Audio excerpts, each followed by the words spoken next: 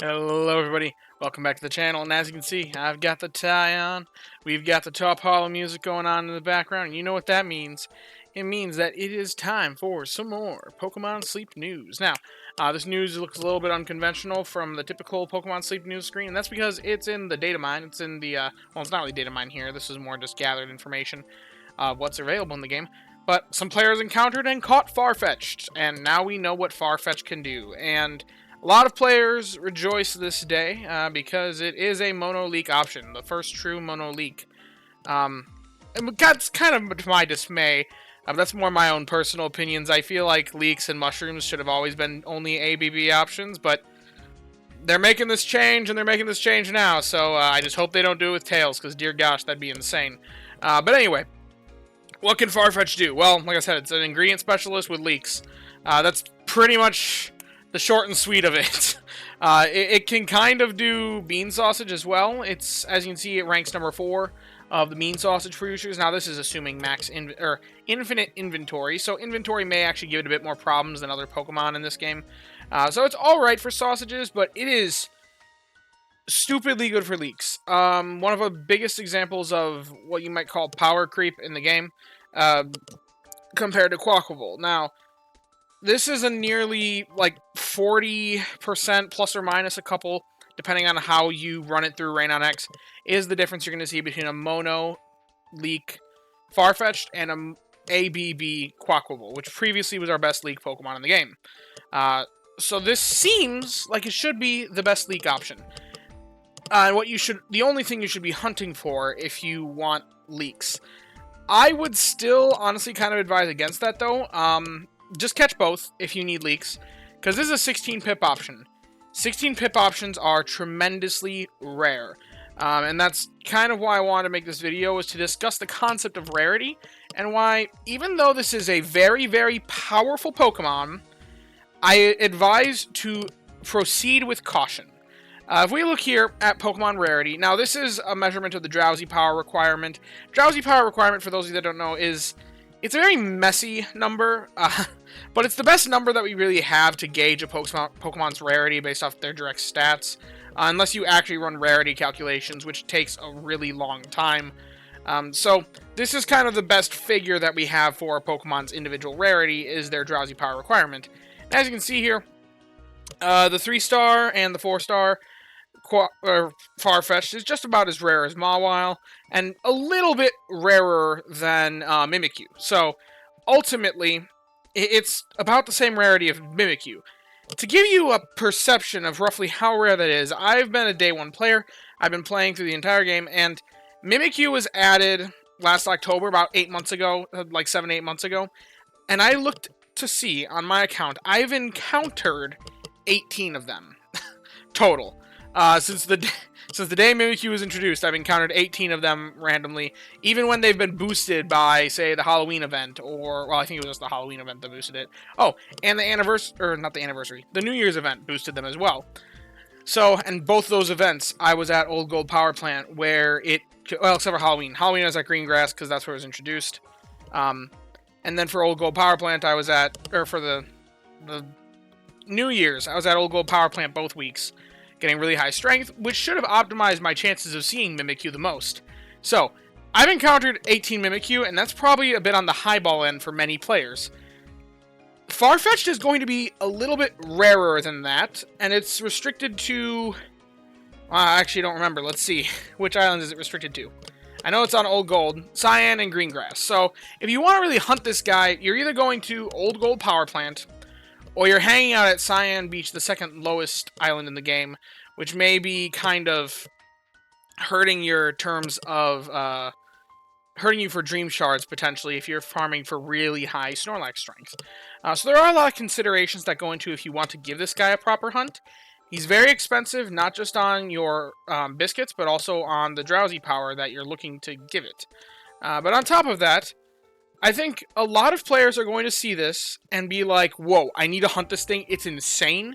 I can forget my Quaquaval. I can forget my Quaquaval hunt altogether. And the easiest way to double your odds of encountering something and catching a roll that you need is to just catch both options that spawn. I know for a fact Quaxley spawns at all 3 of these locations. So you can hunt them simultaneously. You don't need to hunt just the Quackable or just the Quaxley. Just the Quaxley or just the Farfetch'd. They're both available at both locations, so just catch all the ones you see. They both fill the same role. And that's my biggest piece of advice here. Because even though Quaxwell is significantly worse than Farfetch'd, sub-skills make a difference. And if you happen to land really good sub-skills, then you might not necessarily need the mono list. Especially with mono list being 1 in 9, twice as rare as an ABB list. If you aren't aware of that, ABB lists are twice as common as a AAA list.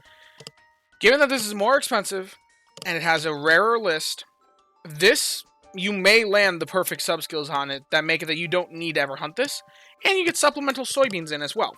And to show that off, I'm actually going to use an example from my own personal account to explain why I am not going to be hunting Farfetch'd for the mono leek option. And that is my Quackable.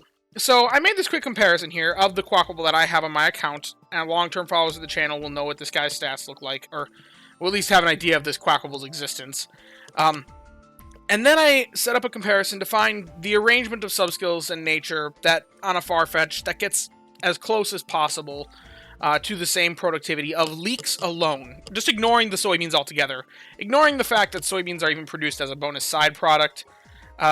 Just looking at the leeks alone. And this Farfetch'd just takes Help Speed S, or Help Speed M. That doesn't seem like that much of a rare Pokemon, but when considering the mono option, it actually does make it a bit rare. And if I was to actually get my Quackable to level 75, where it unlocks another Help Speed M, it would just take Ingredient Finding M on a Farfetch'd to make it about the same productivity, a little bit better technically. But there's a beautiful website called How Many More. Now, How Many More is a bit outdated. I kind of wish it was updated, but it's still really close to being perfect in what it's trying to do. And I used a Boma Snow because it actually doesn't matter what ingredient specialist goes in here. But I just put in the sub-skills. I told it for both level 50 and for level 75, if you're willing to use sub-skills, which is my situation as a premium player, then roughly how many more would I have to catch? What is the rough probability that I catch one that is better than my current Quackable based off of Radonx's productivity calculations? And for the level 60 or 50 catch, the odds of catching a better one is 7.91%. In other words, I'd have to expect that in about 12.63 on average, I'm catching one Quackable, or one Farfetch'd. I'm going to keep swapping them, sorry. One Farfetch'd that is better than my Quackable. Also, my Quackable, side comment here, it has helping bonus, which most likely the one that I caught that was better probably doesn't have helping bonus. Since I set it up that it evaluates helping bonus as minimal value here. So, I've considered for a lot of things here. 7.91% though. I don't want to catch 12 of them. I told you I've only encountered 18 Mimikyu in roughly 7-8 months. That's a lot of encounters. I'd have to be catching 2/3 of the ones that I see, and they cost 16 pips worth of biscuits. That's going to be a huge resource expense and a huge resource drain for me. Why would I take the time to catch that many? Especially when, if I take it to level 75, it drops to 5.67%. Because I now have my Quackable has another main sub-skill that makes it even stronger. So if we're looking that long term, my Quackable, it's only 17.64. This is if I caught every single Mimikyu, every single Farfetch'd that I encounter in the next 7-8 months, I'd maybe catch one better. Statistically likely, maybe one of those is better. But if you know anything about the binomial distribution, it actually doesn't work out that way. If I do the higher odds, the just level 61, if I was to catch, say, 15 of those 18 that I encounter, I would only have a 70.95% chance of actually catching one that's better. There'd be a near 30% chance that I would completely just not catch a better one at all, despite catching 15 of them. And if I made this all 18, let's say I Master Biscuited all 18 Farfetch'd that I encounter over the next 7 months, then it would only be a 77% chance. I still have an over 20% chance of not catching a single one better, and that's at the level 60 comparison. If I make the level 75 comparison, it looks even worse. It's a 41, that's a 10%, less than 10% off from being a coin flip odds. Would you put that many biscuits on a coin flip? If it's 18, as if it's the same as the Mimikyu, then, like, it's a 35% chance that I miss entirely. Let's say we even go up to 25 catches. I'd still have a 23% chance to not catch anything better, even after 25 catches of Farfetch'd. So that, and there's no promise it's going to be significantly better, just a little bit better.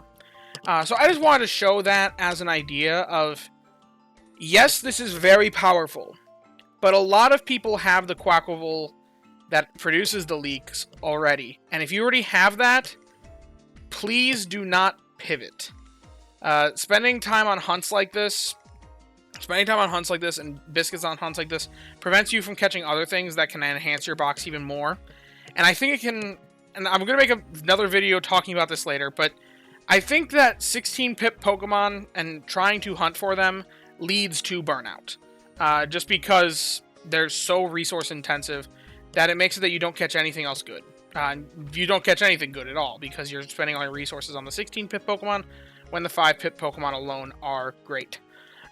So just catch both. Farfetch'd is good enough that I can genuinely say, you know what, if you see it, toss it some biscuits, because it is a big enough of a difference that it actually is kind of worth it if you can land a good one. But I'd say still default to Quaxly being your long-term leak option, and use Farfetch'd if you just stumble into it, because they spawn at the same islands. So that's kind of my advice with Farfetch'd. It's a great Pokemon, but only hunt it while it's boosted for this event.